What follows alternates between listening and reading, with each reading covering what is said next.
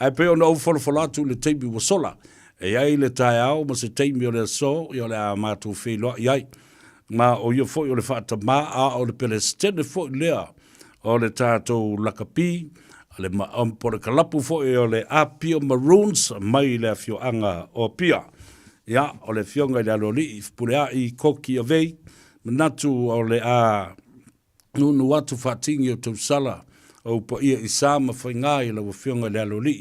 Ia, o pa ia fo ia o li poi ma whaasino tonu, a wāta malo sina, whapea fo i sa mali e toa, ia, ai mai se fo i o le mamalu le whale tolu, ia, tainane fo i le foi fale o sala valasi, ia, ma le vaina le lepa. Mamalu ia te oe tui sa mau, a fio mai a le tāpura kalame o le nganga ifo whaiwa. Tā lofa lava mālora sa i fo manuia i lau a fionga le Palestine. Nganga, fia ma lotu whaftai, lau sunga le ataua, pesta so vea, Al Harrington le vea, i le tu aso, o tātou maftanga lea, o tātou whelo iai. Whaftai le tua ua maua le tā whelo inga sa au tau mawhailawa fo i sa ili i a lau fionga i le Palestine o le Apia Maroons mo le tātou kalapu malosi a mese le tātou nu. Ona o le telefo i o tau sanga sa e a ngalue ai i a ai mese fo i tau tu ai i te tono le tātou tunu i le urua i whaavai na mai o le tātou au o au filia sa moa se o lava i na veo le manu sa moa. Ai o na po le wha to ai toe taunu umai eilo sa i whanua nei. Ia ona o le malanga lea sa, malanga atoa tuai i le komiti ma le tātou au laka pi, ia ma le mamalu fo le tātou nuu ia pia. Ia ma taunu watu le whailonga ina o le tau se lau tau sanga talu o na iai ia le tālonga o le laka pi tonu ia pia. Sau noa lau fionga le alole i le tā ua o lea whainga malanga a o lea fo i se whaatali mai a le tātou nuu o ani polo kalame sa whaatino. Ma lol malanga manuia sau noa ia lau fionga. Paftai le ataua, mo le fisili ma malamba lau. O le ngona mo mua lawa sa iai temina o taunu mai le, wala au me fo i o si ma tau nuu ia pia. Mo se whainga malanga a mese lau se au laka pi. Sa ngona ale loto whaaftai le tua. Wa sa sa lilo e manatu e au lia se whailonga o ia tau sanga e tele. Lia lava. Mo ni lava o se tangata sa au no leta longa foi a isa mo. Si mato no. Ya sa lilo e manatu e o se tu langa whapea. O me moniare a taua e langona le nganga whaaftai le tua. Lia lava. Wana le se noa le whininga lo lofa i le tangata. Ia longa iau lia mai nei tau sanga tele. Le whala o mātou whaimalanga atu i sa moe. Mori mawino le wha moe moe. Ia lau sunga le ataua o te le tau whavivi atu. O le waai fo i sa muninga fo i le. Ale no. I le wha moe moe a mese le vai aso munburi lea o le wha moe moe. E la ngona le loto mita wale. O luinga lava le wha le tangata. Le ngona le loto mita i tonu. Lia lava. I fia tele i vainga o mea sa wha solo i le vai aso atoa. Mai lava i mātou taunu watu. Se amatalia sa uninga aro ia i le aso sa. Paso solo mai lava i le vai aso atoa. Ia le atoa. Ia lava. Au lava le o lautala. E lo sila fia le tua le nganga fia ma lo tu whafta i tele foi. I te māma tua o la fioanga. I nu i pia. Mo ne sau ninga wai le. Lau mai tau iai e le sau ninga. Lai titi le mea sa whai sa whenga iai. Mori ia. Sa mata atu i lau whionga i laloli i lunga o penga ta whailangi i a maata fo i sa au mai e nai o tātou uso matua whawhine i le mata ngofie le ngata sa whaatino i tono le wharesā. Ma tasi fo i lea maota tāpua i olo o ta oto ai tala whaasolo pito talu o na tuto tasi sa moa. ma sauninga te tele sa whaatino ai le telo tausanga ua mawai. Talo whai lo tau toi fo i atu ua whai langi le fo launga le tele o ta mamati nā mātutua i longa sa iai le nawa i tau. Ia, o ai nisi sa iai le sauninga o to toi le neiba i tau e te mana tua pea o lo o soifua pea ma tapu wa i mai pe i lo tātou nu umaona ele le taulanga i apia. Ia whaftai le ataua mo le whafsiri. I le taimi nei le ataua o le mea moni lava o la tau o lo toi nei mai le taimi no tu ai ia sa mo le tasi iwa fitu vadu. Ia to le to whalo le whatalenga le atu tufunga ma mea ropati moria. Ia ma le uso ia le apai siosi tau alai. Tu tufunga tau alai. E maltinai ngo ia whawhete. Ar mea moni lava ia. I la tau mai e pau ai o tangata le atau o tau tino atu. Tangata mātutua i o lo tōni tono nuu teime le. Ia se vanga nai lo tina le i was fu mal tolu ne to so fo. Now le nei New Zealand. Talo fai. Tangata mātua le se watu fo yale. Tata mātua i lo tōni tono nuu teime le. Sa maua le avanoa tau te whenua i ai i sauninga ma whaafiafianga ma tau mawhitanga ma tālonga. Ia, o le lava le ataua. I le abal whenua inga i le tai au la sangfua. Sa mo foi whenua inga mo mua i la ua mai al sauninga i le sa. Mai tau tino pēr sauninga le sa. Sa tai al sunga toi ina al pulanga le whenua le sunga ya FUF. Whawhenga inga i le kālesia ai niwe. Ia, se tasi fo i o whawhenga sa e o whatafa nefu. O pasta wa i siosi pesta. Ia ma Reverend Ngatsi le fia nua usala o lo i le Bronsano.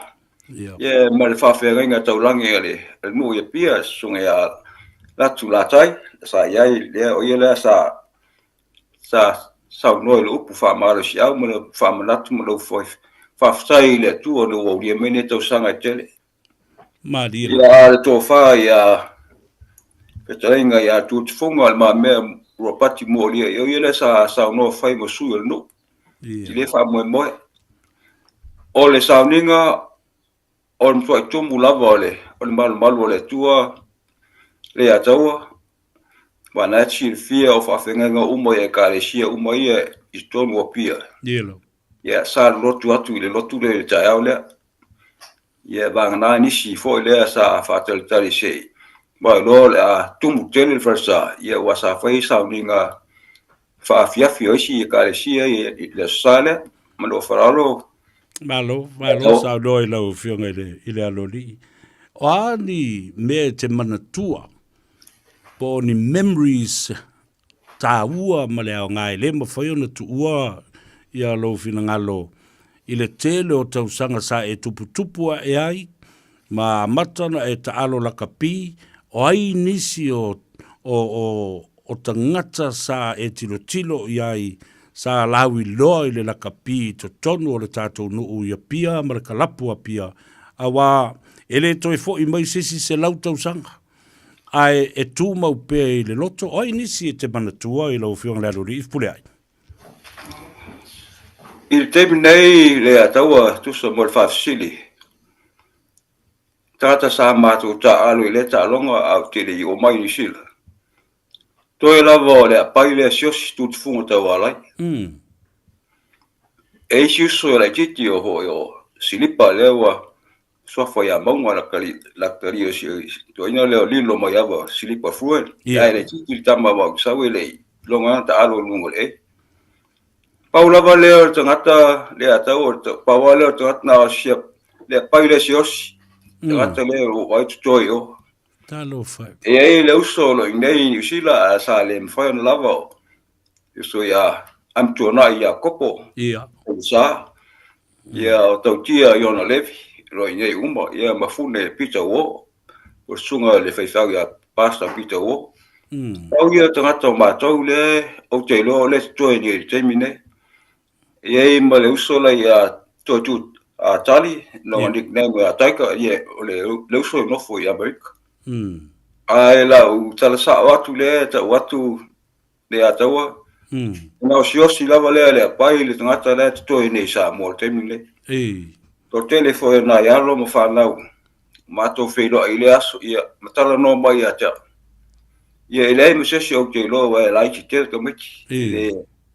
Se lo ngala ta o me to me to lo au le. Ia no lo le, mo lo la to ai. Au me moni lava le, paula vale to ngata lo to ni sa mo. Le atau. Wa le ai fo i le tatou tamama tua ia Cornelio ma. Ia fo i tangata malio le tatou nu. Ia moni lava. Ia le tamales, ia to sea no wala ai le tua i nei. I usila. Mai to inga uma matua sa tau fai mai le au nā taimi sea. Ia wa fai langi uma le folonga le atau. Le iai fo i stoi no falasi. Le iai stoi no poe la ulu. I la to umba, afa masanga. Ia, talo fai. Lini mo iaba silipa fuan. Ia. Stoi no ho to funga le enele. Wa mai to ino mine sa lango. Ya, waktu foya fa fo anga pokalam na to ina ye mo mai me pe uma ta longa ba malo le wa le malo lo yo le mo to ina se me foya se fianga le fiafi pe ba ya ta long la usile tu la fianga la loli langa ye le stangata le sita mali yo le tu no sau to nuti me fatasi ma pe se ta ma ole nu o pio malana aulo kapi la le tāua o le sunga lauli al mali toa Alan Gray i au tau mafufunga ma manatu. I whaftai mo le whafsiri lau soa le ataua. O te talimarino atu ma le nganga whamolalo. E ngata ma sota inga ma le sunga lauli Alan Gray i le awa Samoa. Ai le awa matonu wa te sau nei New Zealand fituwatu. Ya ta siva van luof to suatu ya lauli awal matonu. Ya. O to ina la ia e mate masania la au ia il au Samoa ele ta awal matonu. Ya fit le tudu. Ale balu lua la lena sui foi ele awal. Matonu e pia ia left to a mata baile maftanga foi malo fa la foi ele. No. Mali la Malila. Ia au te lo foi e le foi le fanga luina le. Sao le foi te mali I lona lofa male anga le foi le tatou nu mo no tupulanga e mase lava le foi le tatou au. Ole ase sila wale no bai mo le lalolangi. Posi inga tai le sa o le fio anga o tamalo sina. Fa le tolu ma le vaina lepa. Ia fa pe foi fale o salvalasi sa matui sa mau. Ele so na faya eni nuu se tūlanga whapea e wha yo le aula kapi o se lautau sanga. Ai to e si I ma le wā fau o le fautasi a wā, whai ngā mea le tai. Ai le fau fau I le tātou nuu, sa I fau le si wā ana alo ai fau I le tātou nuu, malana tupulanga. E bodi ale, sau doanga le atoa. O le sau doanga le tuua, le tamam tua le whetalenge a tutufunga, ma mea ropati molia. O le mafuanga lava le na whai ere ba. Na whausia ere ba whaulea. Sa whapea ese manatu e tau nuu se tu unga I le te wila. O le mafuanga tonua lea na lai na whai le whaule le whautasi whaulea le ataua. Madila. Ia petai. Ia wole o fa tasi il ftia manu mele tuso foi fuanga malo mo le fa fianga o te wil. O le wala tonu ale na lai ona mana o le no. I fa sia se fa tasi.